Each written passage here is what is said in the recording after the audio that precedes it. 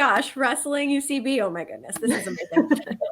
So I've done it all. I've really done it all. I know. What else are you doing? It is true. Chef too. Like, what else you got up your sleeve, huh?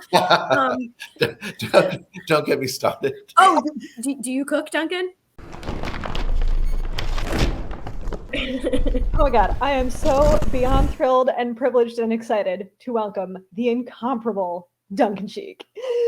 Gasp. How's it going? It's going great. How are you guys doing? We're amazing. Danica, you should have said former wrestler Duncan Sheik. Duncan Sheik. Former junior high school wrestling champion Duncan Sheik. Yeah. Oh, I love it. I love it. More people should know about that. And now they all do. Duncan, thank you so much for joining us. We're so pumped.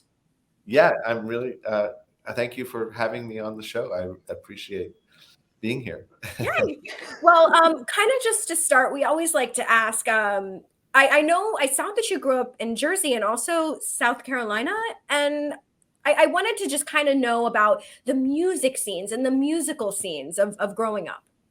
Yeah, so I was born in New Jersey, but I spent a decent amount of time there, but I was mostly in Hilton Head, South Carolina when I, over the course of my early childhood, let's say.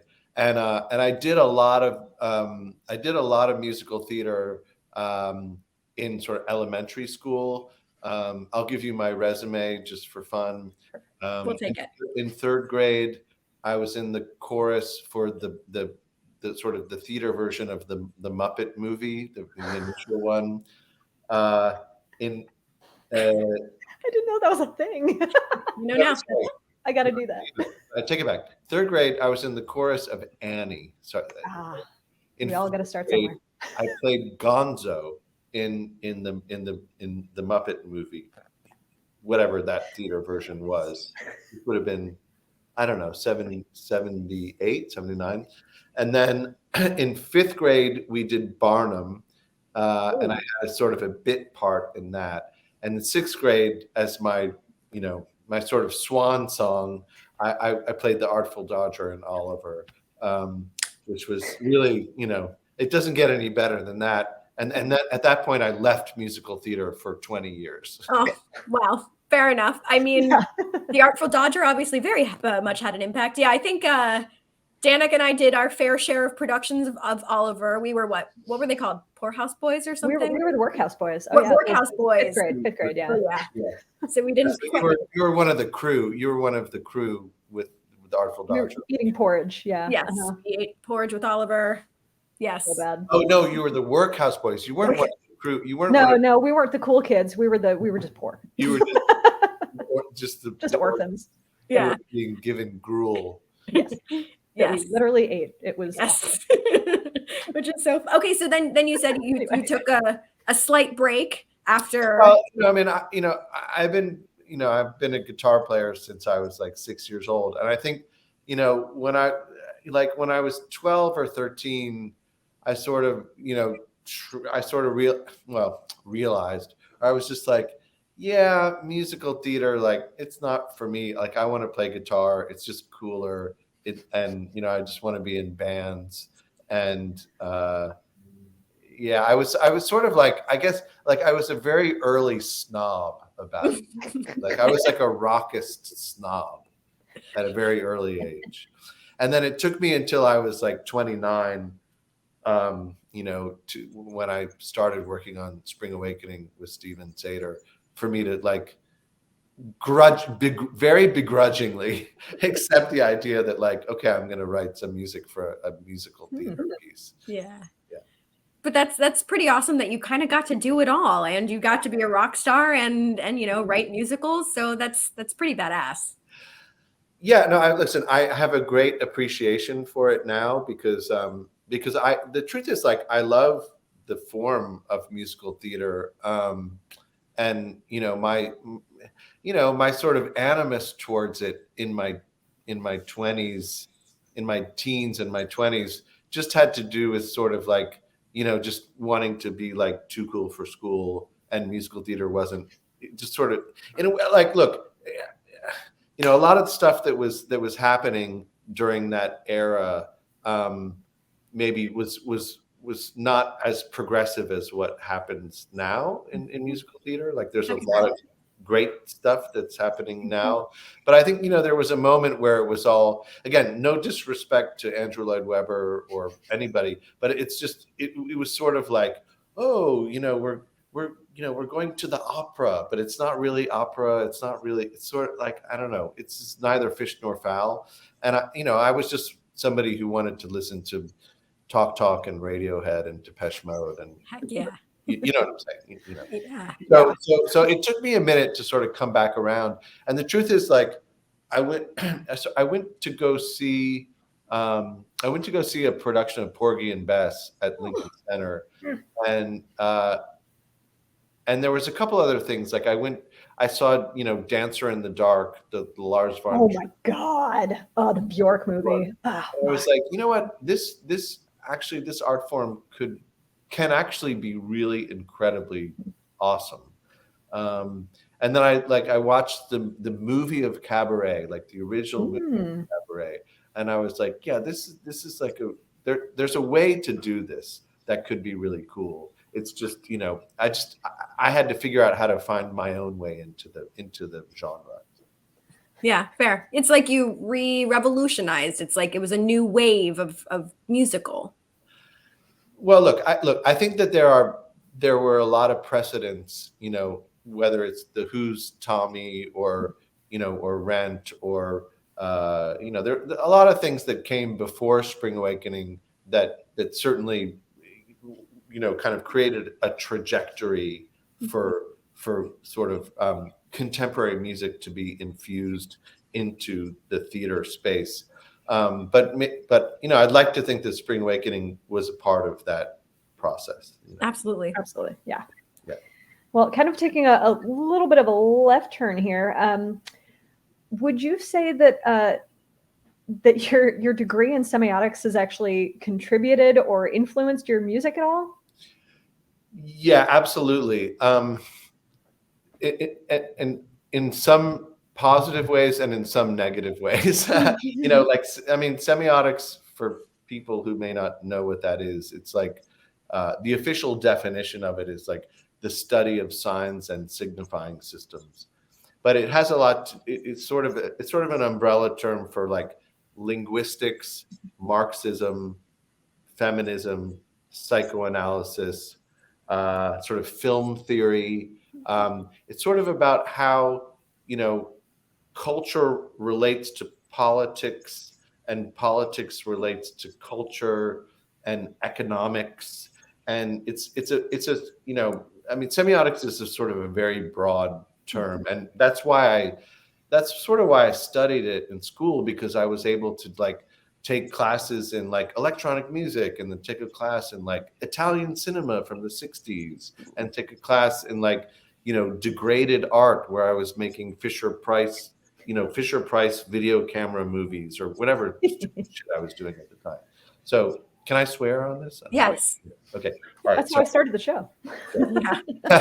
All right. So anyway, so like that, it was great to study that, but it's also like the main writers, the main sort of important semiotician writers, whether Roland Barthes and Michel Foucault and Jacques Derrida and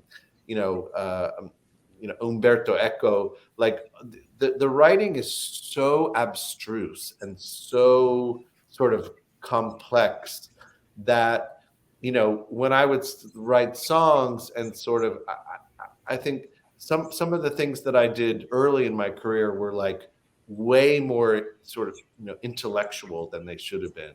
They were sort of more about my head than about my heart. And that I'm not saying it was a problem, but it wasn't connecting with people in the way that it might have.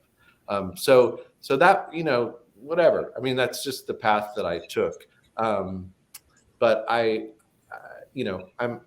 happy, like to this day, like I still read all of those writers, and I still, I just got the biography of Antonio Gramsci, and it's like, this is what I like to do. Like I like to read like super weird esoteric stuff, from the middle of the 20th century. And that's sort of like my form of entertainment, I guess, in a way. Sure. Yeah. I mean, kind of going in that same vein. So for some people, if they know this about you, I would say it's probably pretty clear, but the fact that you practice Buddhism, and specifically you mentioned in Out From Underneath, I think is the song, where there's a spoken word artist who speaks about non-dualism and all that kind of stuff. So what other influences has Buddhism had for you? Well, I mean, it's been huge. I mean, it's been hugely important. I don't want to bore you with the whole history of it, but I started practicing Buddhism when I was 19. So I've been practicing for 33 years now. And at the time, I'd been playing guitar for a long time.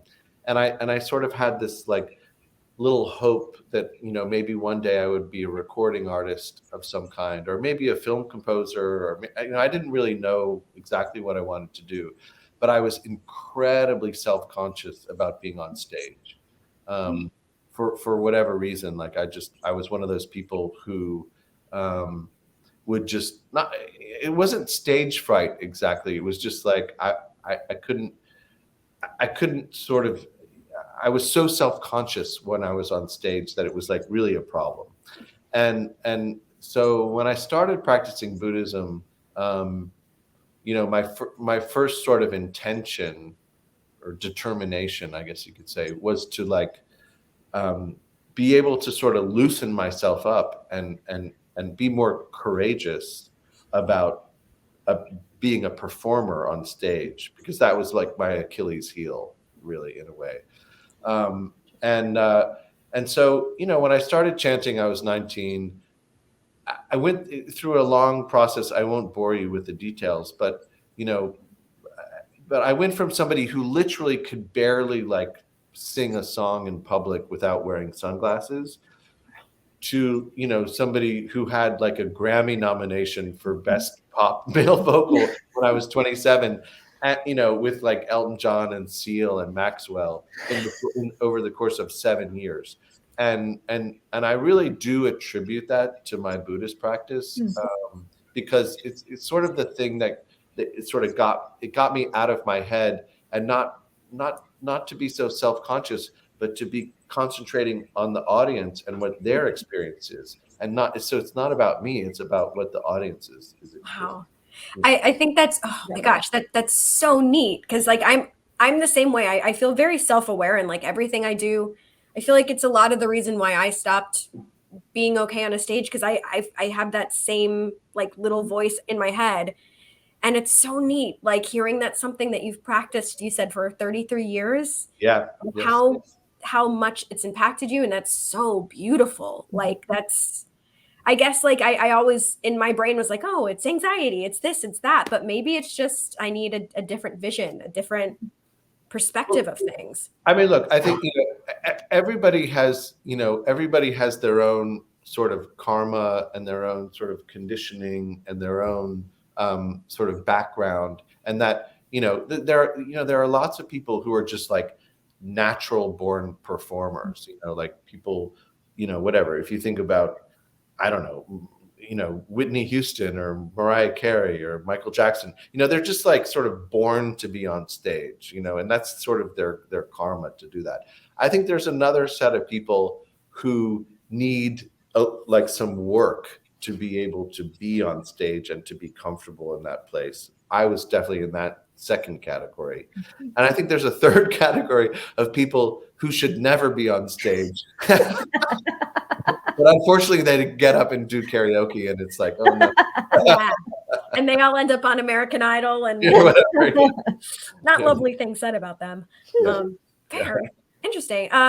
Well, since you already mentioned the wonderful and talented Steven Sater, obviously you guys have worked together multiple times, but what do you think it is about your process that just makes everything so magical and so wonderful? What is it about you two as a duo? Well, again, Steven is also Buddhist. That's how we met, in fact. Oh. And I think that that we share a sort of worldview, and I think what we both feel. I'm sort of speaking for him in absentia, but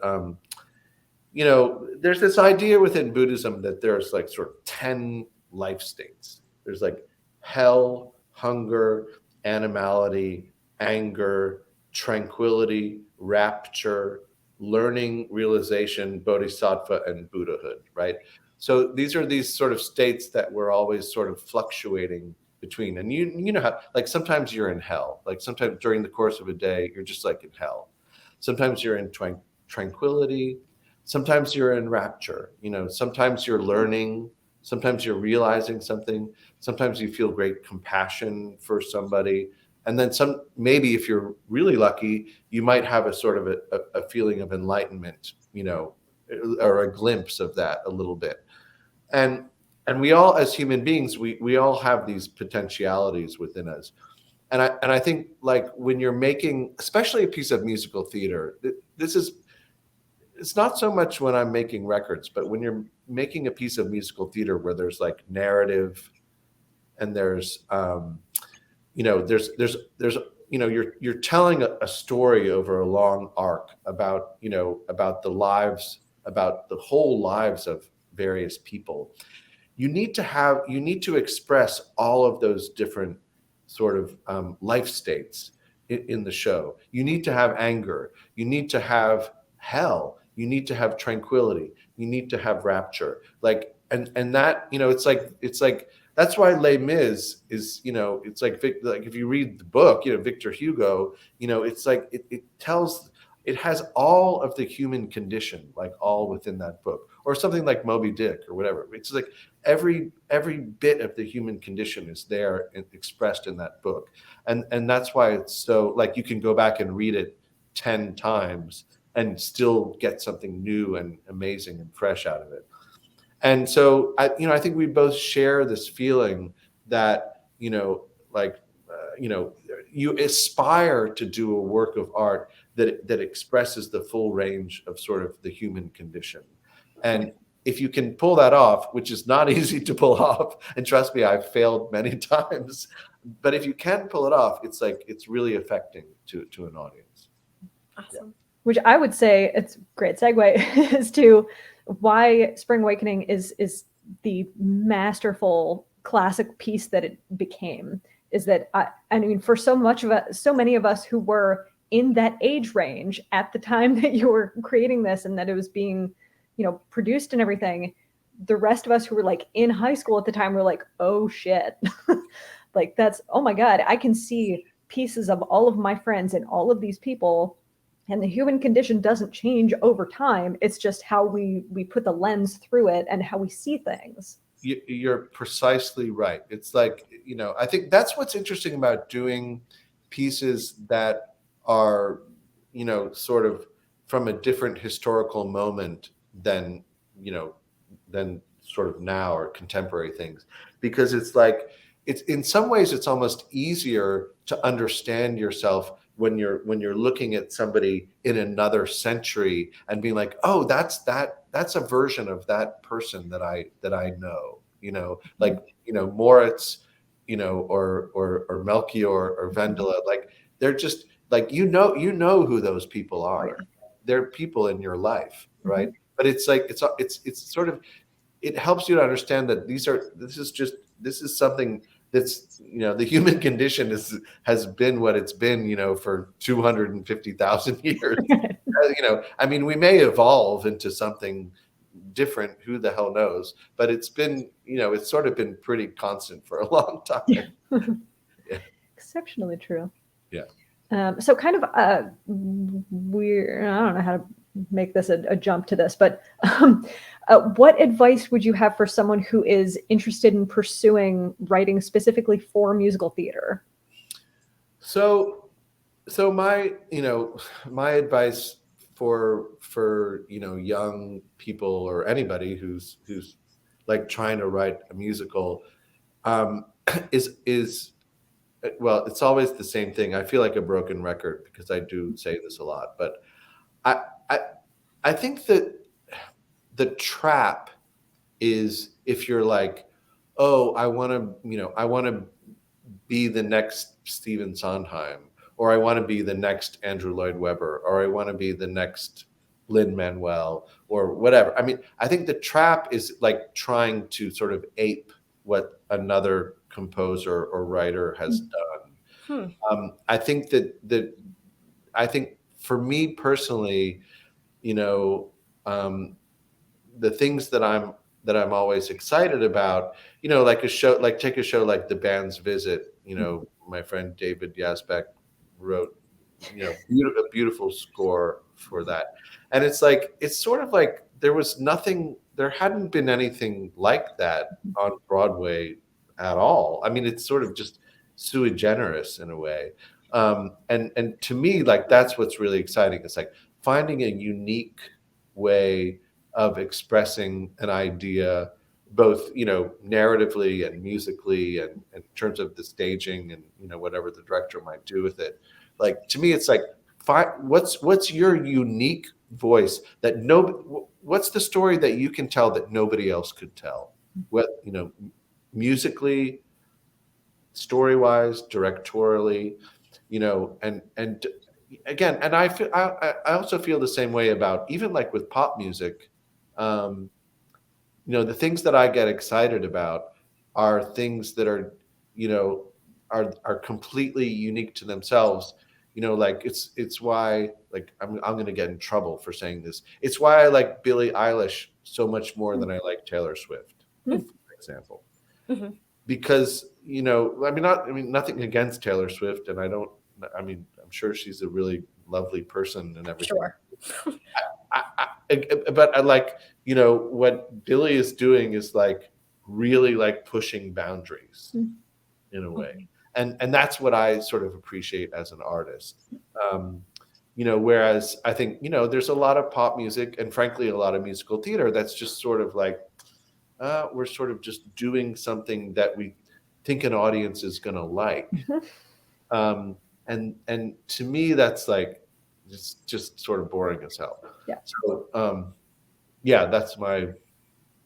that's just one man's opinion. I mean, but I think authenticity is like goes a long way. You're the only you. Yeah. It's almost like as you're saying this, I'm thinking about my favorite comedians, right? It's my favorite comedians are people that write about their own lives that aren't trying to copy anyone else. You're like, that's you. I mean, you know your stuff best. It's Totally. yeah. Yeah, totally.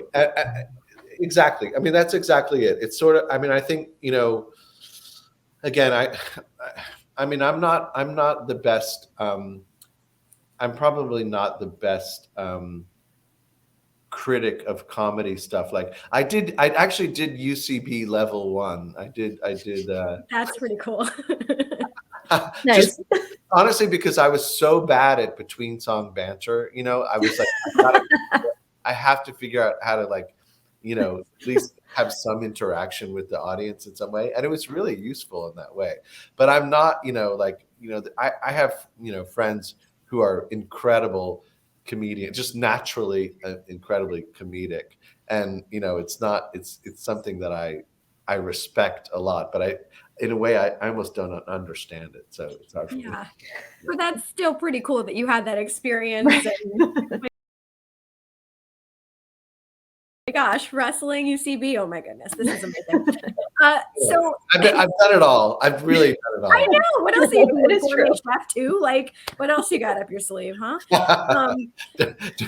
Don't get me started. Oh, do you cook, Duncan? Do you bake? Yes, I do.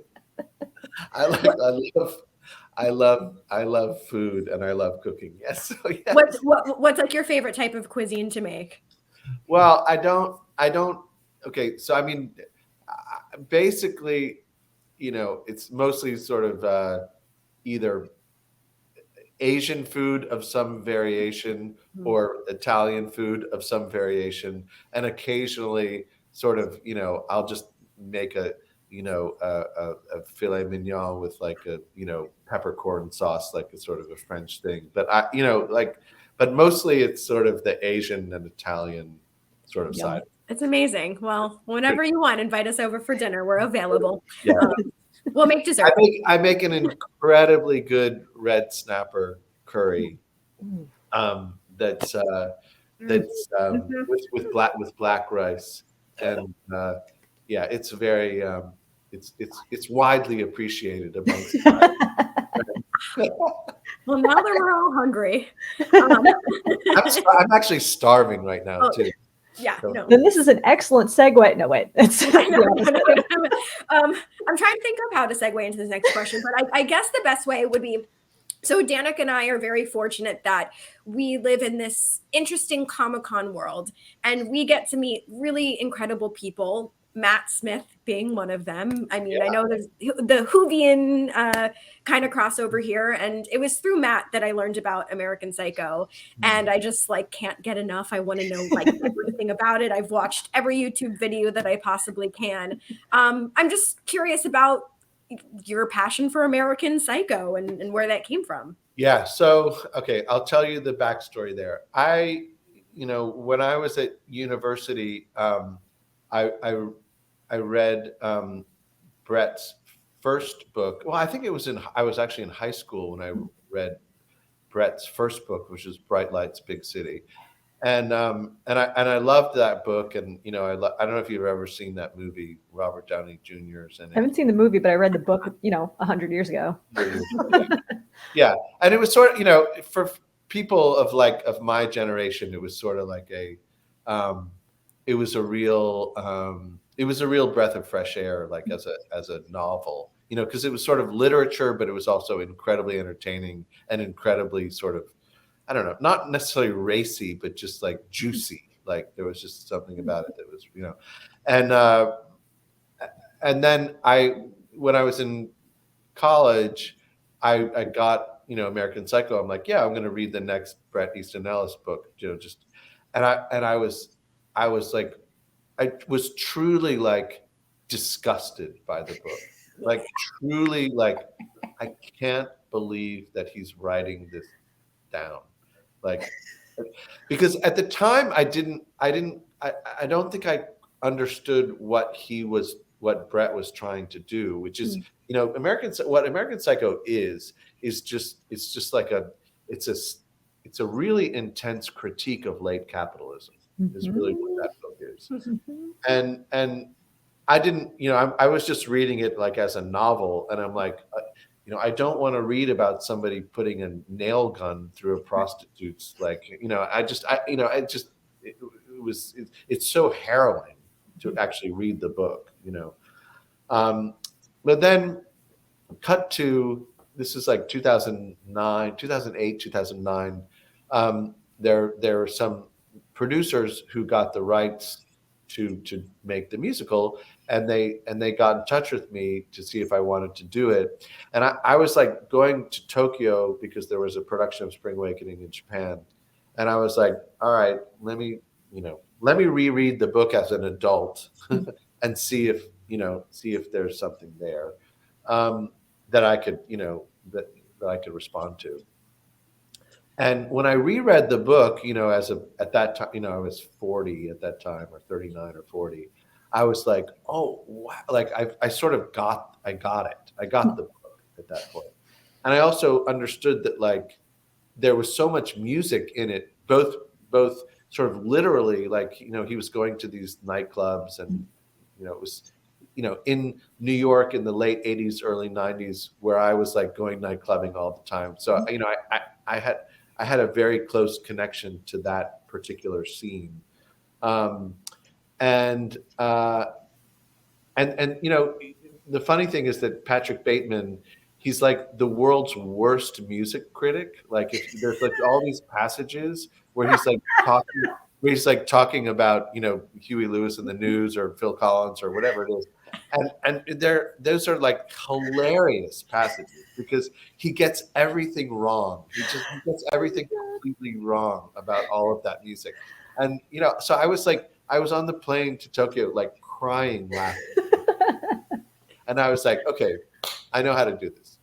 And then I was like, fine. Like, let's do this musical, but I want it to be like music from the late 80s, early 90s, like electronic sort of like club music, and let's try and do it that way as a sort of genre piece. And look, I think, in the end, what American Psycho on Broadway was not commercially successful, which was really devastating for me and for a lot of us. But I think it's been successful over time in the sense that people sort of remember the show, and subsequently it's now starting to have like a lot of productions. There was a great production in Australia.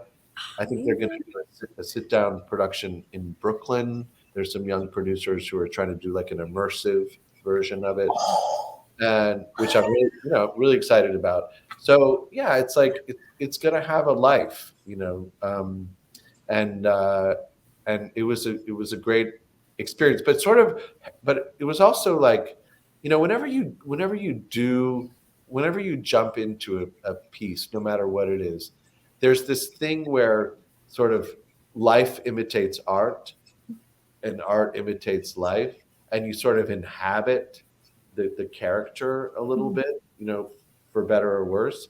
And Patrick Bateman is not a character that you want to be inhabiting too much, but if you're doing it, it's just, that's what happens. And I sort of went a little nuts when I was writing that. I mean, I did. I went like crazy when I wrote that show. So it's just what happened, and luckily I didn't. Luckily I got to the other side of it, and I didn't murder any prostitutes or anything. Well, thank goodness gracious. Wow. I don't want to be held liable because you're telling us right now here on the stream, and then now we know, and now we're going to be questioned, and oh my God, Duncan. Okay, how did you like separate yourself from it after like sitting with this character for so long? Well, again, I mean, it's like I got busy. I had other things to do after that show. Even after that show closed on Broadway, like, there was just other stuff going on, and I was, making my next record, and I was working on other theater projects. And so it's sort of like you just, you sort of compartmentalize it, and then, when it comes back up again, you'll deal with it again. Rupert Gould, who directed that show in London and on Broadway, he's one of my favorite people in the world. He's a total genius director. And I'm actually I'm going to see him in a couple weeks because I'm doing Secret Life of Bees at the Almeida at his theater. It's fine. He's not my hero or anything. It's fine. It's fine. I'm not freaking out. So, I mean, but he's like one of the smartest, coolest guys, period, full stop, not even in the industry of theater. I mean, he's just like a great guy.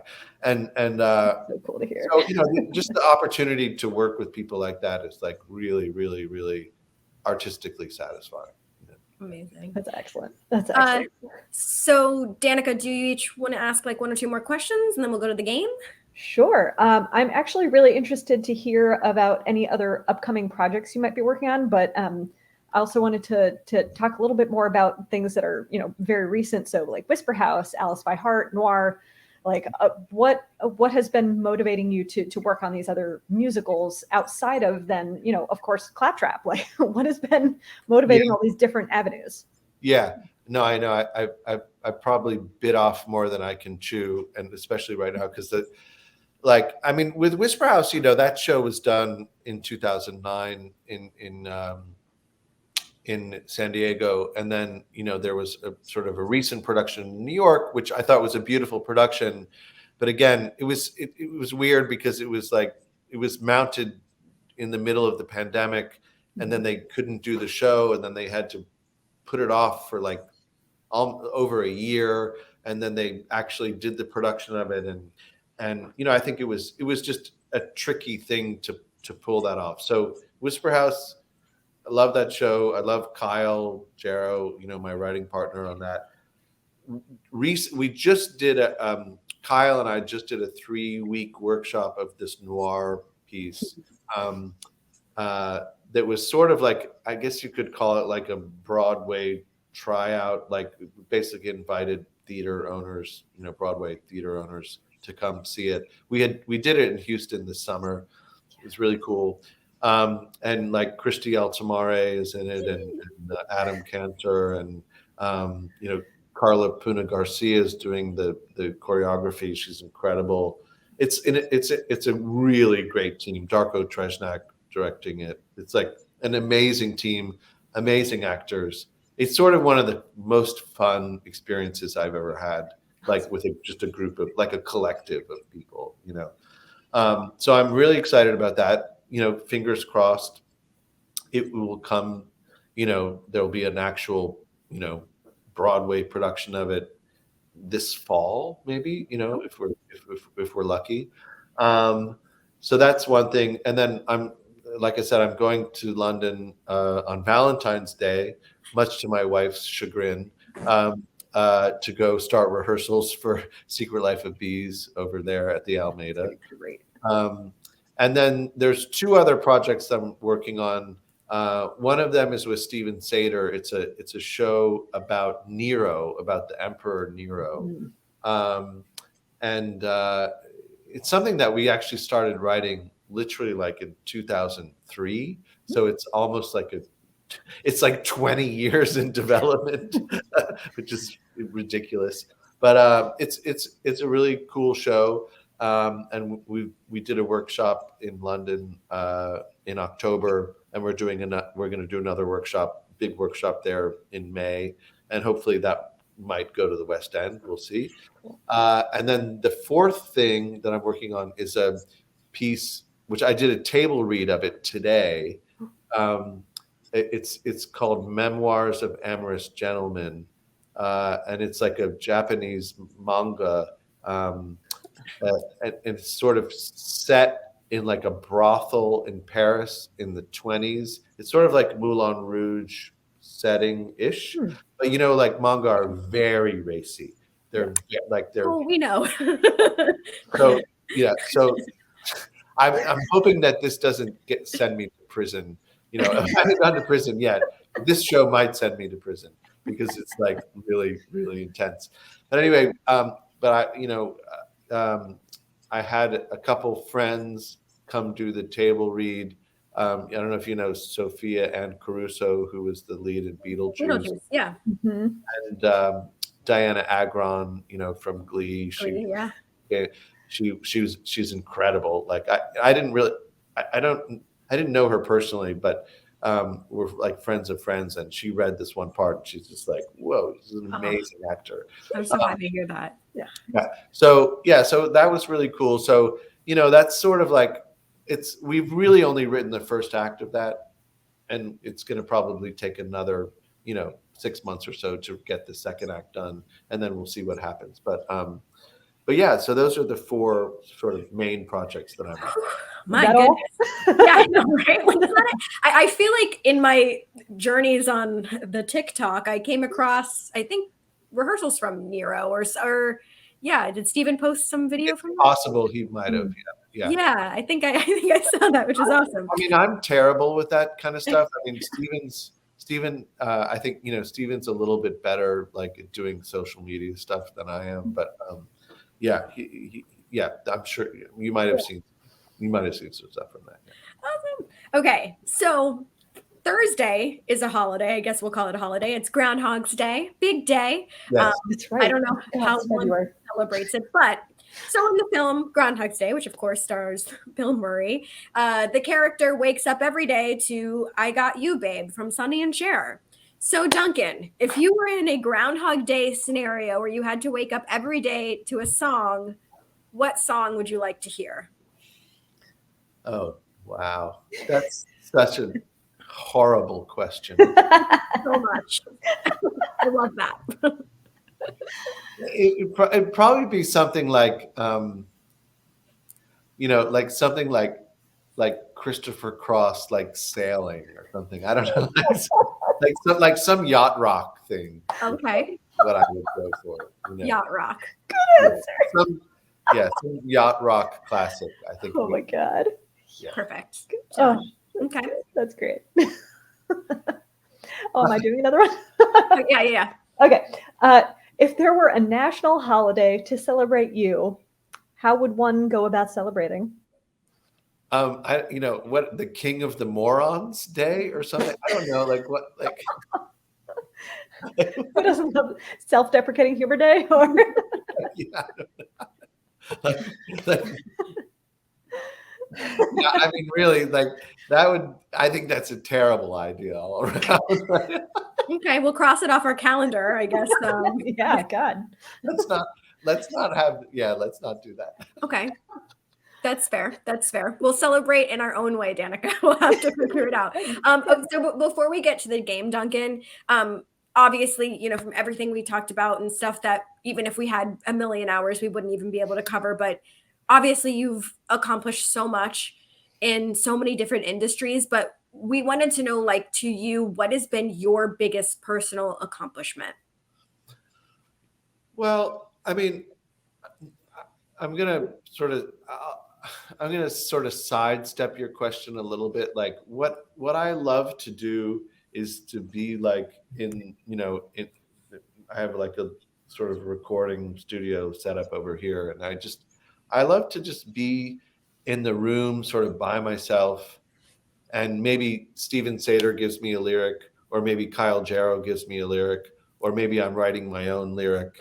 And I'm just like recording a song. Like that's my favorite thing to do, is to like just get deeply into the process of, whether it's making a demo or an actual recording that's going to be released. Like that's what I truly love to do.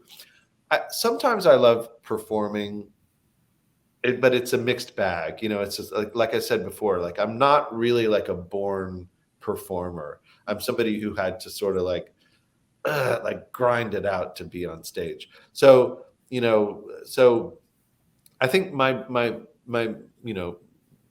whatever, my personal accomplishment that I'm most proud of is just sort of my again, it's not.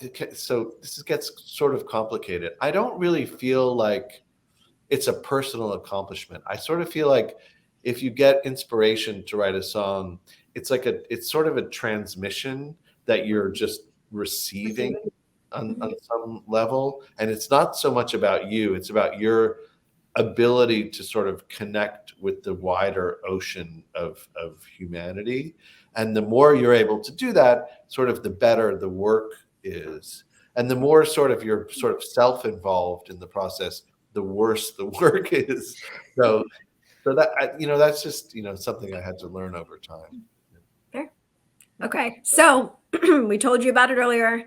This is our game of Would You Rather. Okay. And we're going to ask you some questions. You pick which one you like best or is most fitting. And if you want to tell us why, that's great. And if not, that is just as fine. Okay. So Danica, do you want to read the first one? Sure. Let's do it. Okay. All right. Would you rather listen to Gershwin once a day or listen to Lenny Bernstein once a day?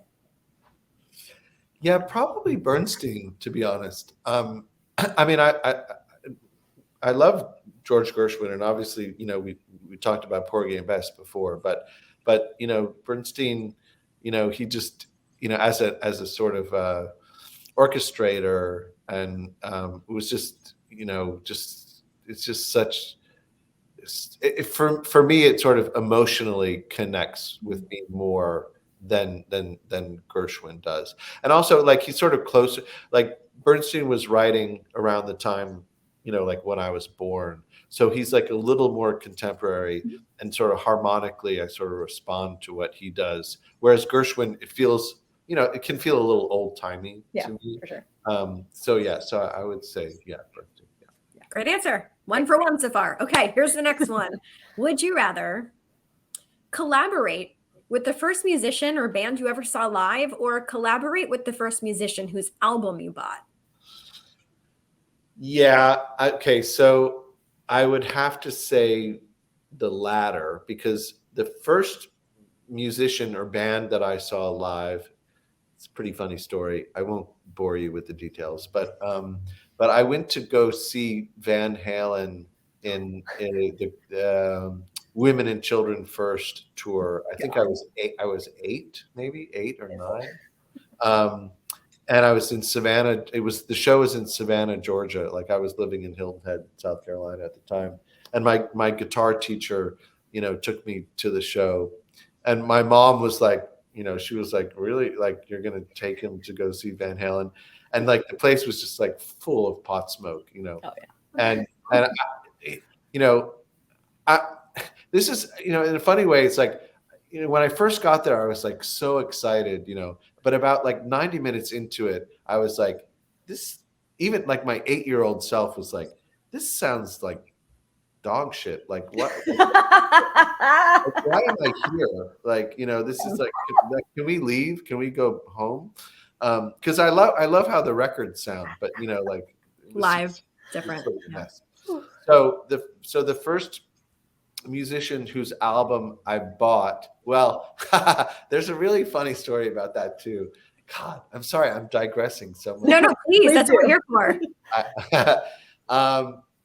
There's a funny story where I think like,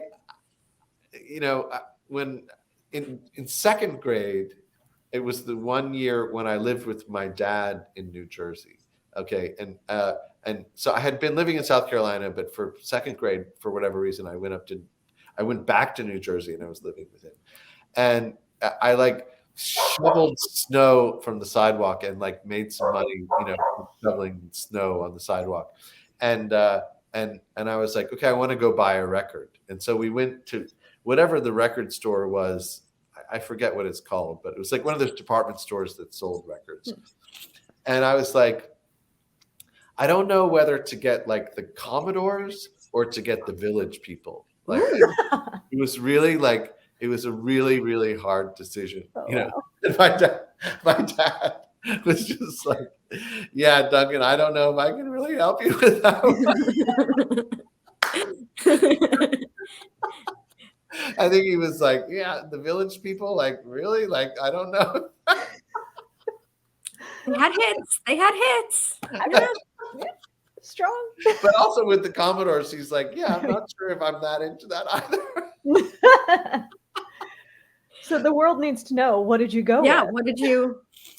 I did, here's the truth, is that my dad, being the total sweetheart that he is, he let me get both of the records. Oh. And so, but I'm going to answer the question officially now. Okay. So when I was 6, somebody gave me a copy of Yes, Fragile, which is like sort of really important, like Yes album of that era. And I think like, that like, like if I could collaborate with Steve Howe or John Anderson or any of those guys from that iteration of the band, like that would be like a dream come true for sure. Yes. Because I was like a prog rock, total prog rock head when I was a kid. Yeah. Amazing. Okay. Fair enough. I mean, I would have loved to have seen the Duncan Sheik Village People crossover, but no, but sorry. But there was so when I was in 4th grade in Sea Pines Academy, myself and my coterie of friends, like there was like a talent show, and we all dressed up like the Village People, and we did the talent show, like in the construction guy and the Indian and the policeman, and we all like and like we were like lip syncing to Macho Man or whatever. All the like the 6th graders were like crying, laughing hysterically, like because we didn't understand the context at all of the whole thing. So which one were you? I think I was the Indian. I was, okay. I mean, yeah. So yeah, I was. But anyway, but we thought like, oh, we're really nailing it because they're laughing, they're having a great time, but they were laughing at us 100%. That's not fair. Oh. No. But you have to understand, South Carolina in 1979, it was a different time here. Fair enough. Well, look at you now. Who's laughing now? All right, Danica, you got the next one? Okay, all right. Would you rather write a concept album based off living in Australia or write a concept album based off your childhood? Yeah. Well, so I was just in Australia in October, and it was like one of the best trips that I've ever had. And so totally the former. I definitely, yeah. In fact, I did write a bunch of, not a bunch of songs, but I wrote one song in particular that, and then I shot a video for it, and I'm going to put it up on YouTube soon. But yeah, I've already like sort of started the Australia concept. Ooh, nice. Okay, so follow-up question as a foodie. Yeah. One, how do we feel about Vegemite? Yeah, I'm an agnostic. It's not 100% my cup of tea, but I'll eat it. Okay, and I think it's called fairy bread. The one where it's like the bread with the sprinkles on it. Oh, yeah, I know what you're talking about. No, that's, whatever. I'm not, I'm trying, these days I'm trying to sort of eat cleaner. So I'm not like trying to not eat a lot of like Sprinkle bread. Yeah. bread. But, yeah. I love that those are like my two go-to like Australian things. I'm like, sorry, the Vegemite and the fairy bread. Okay, Yeah. so here's the next one. Would you rather, oh gosh, this is a hard one. Apologies. Have the ability to speak every language or have the ability to play every instrument? Gosh. Oh, I would definitely love to be able to speak every language. I mean, I can play a lot of instruments. I play anything that has frets or keys or that you hit. I just don't play anything that you bow or you blow. That's my Cool. but the truth is, like, yeah, if I had that facility with language that some people have, with multiple languages, I would love that so much, because I just love language, full stop. But, it's interesting to me. What's interesting, I mean, I have a pretty good grasp of the English language, but, it's interesting how in other languages you can express things in sort of different ways that are sort of subtly different, and they have a different sort of texture and a different, they just have a different effect, when you're saying it in a different language. And that to me is like, is really like sexy and awesome. And yeah, I wish I could. Yeah. That's very cool. Absolutely. Yeah. Ditto. All right. Danica. All right. Would you rather travel back in time and attend a play at the original Globe, or travel 100 years into the future and see what kind of mess we've made of it? Yeah, I mean, I feel like I have a pretty good sense of what it was like when you saw a play at the Globe. And, even if you go to London now, like, there's the Globe there, and they have it set up sort of as it was like in the 16th century. So I have a pretty good sense of that. So I guess just out of just curiosity, I'd probably rather go 100 years into the future. Ooh, well, see what dystopian, horrible reality. Right. Oh no! Let us know What how it movie is. do we find ourselves in? Send us a postcard. Okay, here's the next one. I think we got 2 left. Okay. Would you rather, oh gosh, write the music for a production based off Gangs of New York or based off Edward Scissorhands? Yeah, Gangs of New York. I mean, I